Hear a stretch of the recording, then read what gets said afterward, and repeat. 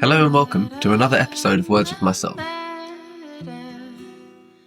When we refer to comfort, we often refer to positive things in our life that make us feel relaxed. Everyone has their own definition of what is comfortable and what constitutes a comfortable environment. If you take a moment to think about what comfortable means to you, you might be thinking about no problems, your bed, your living room or your house, or maybe just spending time with your loved ones and your friends.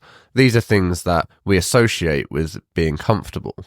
And when we talk about being trapped in a state of comfort, we often associate it with overindulgent in those things that make them comfortable. Things like sitting in front of the TV or eating too many snacks or staying in bed too long, which is true. People can be trapped in this style of comfort. And typically what happens is people obtain a certain stage in life where they have enough for them to not be completely miserable. They're not suffering in a huge way. It's not like they don't have food or they don't have shelter or they don't have their basic needs met, but they don't have the life that they want. They don't have the things that they want in life. And most people are willing to give up on those things that they want because they have enough to make them comfortable. And that comfort erodes that sense of motivation and desperation to get to somewhere.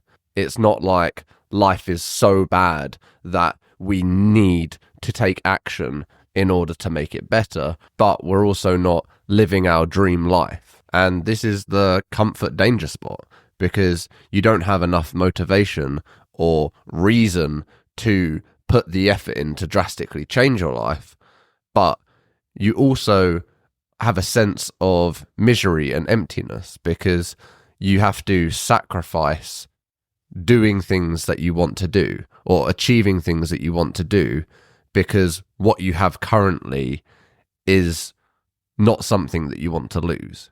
You don't want to risk giving up the current comfort for a potential better life, because as much as it could potentially be better and work out and you get all the things that you want, it could also be worse and you could lose everything. And stepping into risk versus that comfortable spot where things are okay, that is where people get trapped. There is only so much things you can do to sugarcoat the unsatisfactory aspects of your life. You know, you might buy a different car or get a bigger house, but it doesn't really mean something to you. It's not important and it doesn't drastically improve the quality of your life. So then what you have is a decision to make. You have to decide whether you want to risk what you currently have for a chance of a life that you actually want to live, or you live a life that is comfortable but mediocre and not something that you really want to be living.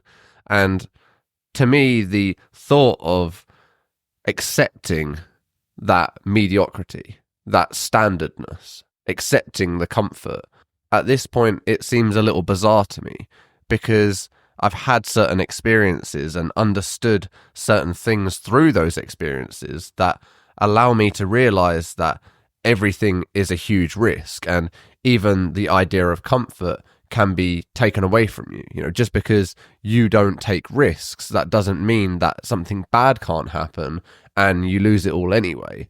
So every day you wake up, you are risking something. So the idea of trying to preserve what you have by not risking anything and accepting a life that you're not happy with just seems kind of redundant to me, because you're not happy with your life, yet you want to keep it that way.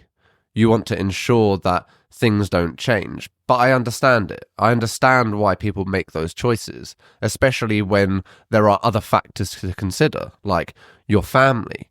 And it may not be the perfect life or the dream life, but to risk it all when you have people depending on you is much more difficult, because it's not just your sacrifice and your risk. You're risking and sacrificing the comfort and safety of your family. And I truly do understand that. But I'm also aware that your life if you're not living the way that you want to be living and having the experience you want to have, it will have a negative effect on all those people anyway. That comfort isn't real. If you have a job and you're going there to provide for your family, that job can still get taken away from you. And if all your means of earning income depend on your time and skill and your services, then that can also get taken away from you. You might get ill, you might get injured, you might be sick, you might not be able to attend work. And those systems that were previously affording you safety and comfort, you'll soon realize that they're not that safe and they can disappear at any moment in time. So it's a gamble either way. And in my mind, you may as well gamble and risk on something that you actually want to be doing, something that you're actually happy to invest your time in, and an experience that you're going to enjoy, than you are in something that you don't enjoy, that you don't love, an experience that you're not happy with. Because the gamble is truly the same. The risk is the same. It may not seem that way because one element seems to hold your hand and guide you along with it, and the other seems like a leap of faith. But all of those are illusions of safety, not real safety, not guaranteed safety, because nobody can guarantee you safety. Your doctor can't ensure you that you won't get ill.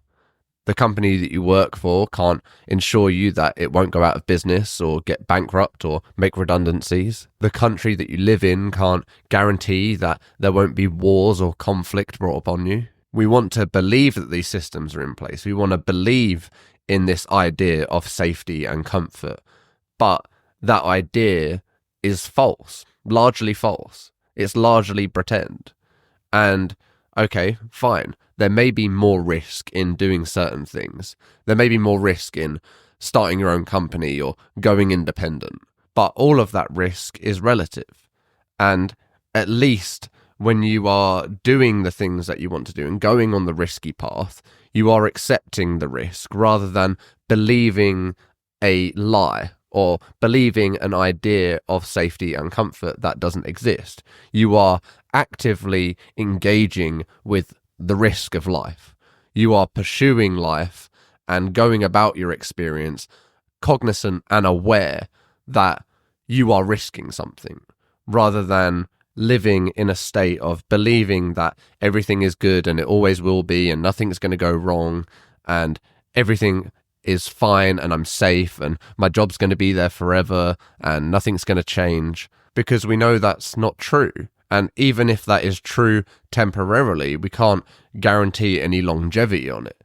And once those systems fail or go wrong, then we're in a much worse place than if we'd have taken the risks in the first place, because you won't be prepared. If you're constantly doing something risky, you are constantly evaluating and assessing the risks and the dangers.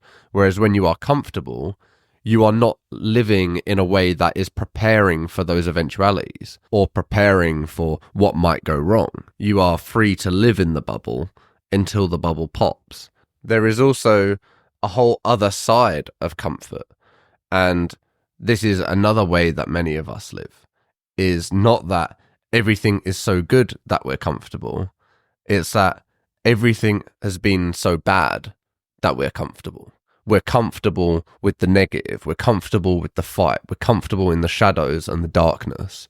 And we have become so accustomed and numbed to things going wrong, things not going our way, that the very thought of something going our way or us having something valuable or good actually terrifies us, because that gives us something to lose. That gives us hope and something that can be taken away, and that is almost that much more scary than if we didn't have it in the first place. So for many of us, we can live in this state of self-sabotaging because we don't want things to go right. We're afraid of what will happen if everything that we want, we get, if things actually go our way, because then what will happen when it gets taken away? And for people that think like this, we're always certain that it won't go our way, that it will eventually crumble, that something will go wrong eventually. And this can be really confusing because it can look like somebody has a really uncomfortable life, that they're constantly battling, constantly fighting, and everything is a war with them. And yet they are still living in the comfort zone. Despite their life, despite the way their life is going, they're still living in the comfort zone. Even though they're not comfortable, even though they're not happy, even though they're not content and things aren't really that great for them, it's still a comfort zone. Because the truth is, to break out of that zone, they have to start accepting something that is even more uncomfortable than the horrors of their life, than what is going on in their life. They have to accept that it can be better, that things can go right for them, that they are capable of happiness and good things can actually happen in their life and they can get what they want. When you have been through enough things and enough terrible things have happened to you, you can give up on that idea that it's even possible that good things can happen to you. And when it seems like something positive is happening, it's easy to pull the rug from outside your own feet, to tear away the opportunities from yourself, because accepting that it was never going to work in the first place is easier than accepting it might have actually worked and something could have gone my way, but I had to risk getting rejected or hurt again, risk suffering even more, and that the present suffering is much easier to accept than putting yourself out there and letting yourself hope again, of giving yourself something to want. It's much easier to say I don't want anything than it is to accept that we actually do want things and that we want to pursue a better life and that we hope to have more in our lives and have happiness and good relationships and comfortable surroundings and good things and great experiences. It's easier to accept that, we don't even want those things anyway, that we were never going to get them, and if those things are going to reject us, we're going to reject them back. We're going to ostracize those parts of ourselves that want and desire and need to feel comfortable and safe and loved, and throw them in the bin and get rid of them because we have accepted that they're never going to happen for us. And that is a comfort zone. That is a state of not wanting to go through more pain, or that the present pain is not enough to get you to take action, but it's also not good enough for you to be living a quality life that you want to live. Even though these seem like opposite ends of a spectrum, they still have very much the same core problem, in that they don't want to move from where they are because they are scared of what will happen if they do. And they think staying still or staying with where they are at the moment is safer than pursuing something better or trying and attempting to climb the ladder. But the truth is, it can always be better and it can always be worse. And good things are going to happen and bad things are going to happen. And the only thing that you can control are the choices that you make, of the strength that you muster up to confront these aspects of your life, to say, no, I'm not happy with where I am, or I do want something else. I do want to have more and get more from this experience, and I'm willing to put myself out there. I'm willing to risk it going wrong. I'm willing to risk things falling apart because I know that I will rebuild. I will get to where I want. I will make things happen. And if not, I'm exactly where I was, unhappy and uncontent. And therefore, have I really risked anything? Because really, no matter how bad it gets, can it really get worse than a lifetime of unhappiness? Thank you for listening.